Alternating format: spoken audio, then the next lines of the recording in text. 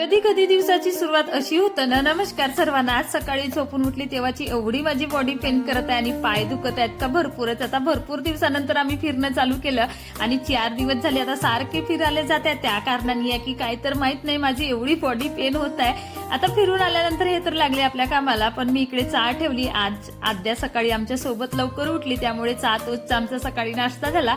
पण उत्कर्ष आल्यानंतर उत्कर्ष आणि आद्यासाठी मी इकडे मका छान चटपटा या मुलांना फ्राय करून दिली. आता याला फ्राय करताच मुलांचा सुद्धा नाश्ता झाला आणि स्कूलची वेळ तर एवढी लवकर होते त्यावरून आज मला फास्टली कामं काही करून होत नाही आहेत. तर उत्कर्षनं थोडीशी माझी मदत केली.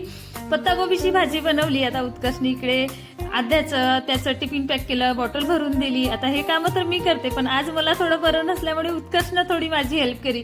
आता इकडे आद्याला मला स्कूलमध्ये सोडून यायचं होतं म्हणून निघालो आम्ही दोघी घरी. आणि आज मला कामं सुद्धा भरपूर होते. जेव्हा बरं नसलं तेव्हा कामं एवढे राहतात का भरपूरच. आता आद्याला सोडून आल्यानंतर मी लागली माझ्या कामाला. इथे माती आणि ते लाल लाल माती अशी कुठून येते तर माहित नाही, एवढं भरलं होतं त्यामुळे हिला पूर्ण साफ करून घेतली आणि छान घसाई केली हिची. आता म्हटलं याच्यावर घालायचं आहे आपल्याला पाणी.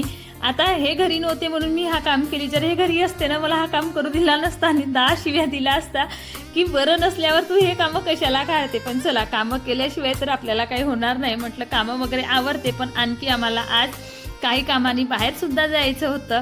आता इकडे माझे कामं तर आवरले पण सर्व क्लीन करून झालं. पण माझे जे काही बाकीचे कामं राहतात ते मी पूर्ण मुलं गेल्यानंतर हे गेल्यानंतर ते कामं मी पूर्ण आवरून घेते.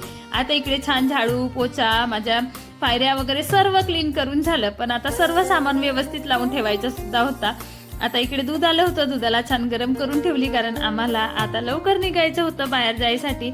आता आम्हाला जांभोरा पालोरा आणि तिथून आम्हाला भिलेवाड्याला जायचं होतं आणि भिलेवाड्यावरून सुद्धा आम्हाला भंडाऱ्याला जायचं होतं. आणि आता आमचे हे जे कामं होते थांबून होते म्हणून मी यांच्यासोबत निघाली. आणि इकडे छान असं जंगल होतं, या जंगलामधूनच आम्ही भिलेवाड्याला गेलो आणि मग तिथून आम्हाला निघायचं होतं भंडाऱ्याला जायचं. आणि म्हटलं चला आता एवढं बॉडीला पेन होतं पण असं थोडंसं बाहेर फिरायला मिळालं तर बरं वाटलं. दिवस कसं कामामध्ये निघून जाते हेच काही कळून येत नाही. नमस्कार सर्वांना. आज मी तुमच्यासोबत माझ्या 3च्या नंतरचं रुटीन काय राहते हेच शेअर करणार आहे. आता इकडे आई आणि पप्पा आले होते कारण आईची डाळ काढून घ्यायची होती. आता डाळ तर काढून झाली पण मुलं गेले ट्युशनला आणि मग लागली मी माझ्या पप्पासोबत माझ्या कामाला.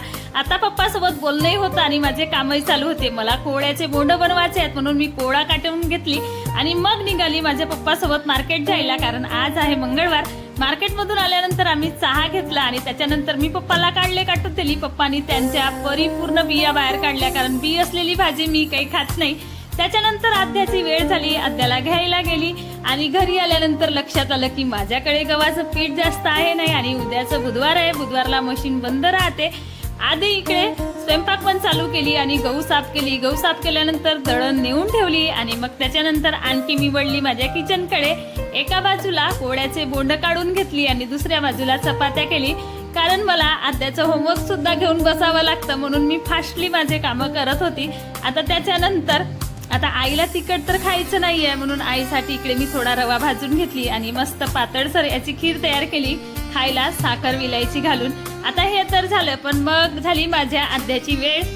तर हिचं मी परिपूर्ण होमवर्क करून घेतली कारण हिच्या जोड बसल्याशिवाय हिचा अभ्यास तर काही होतच नाही.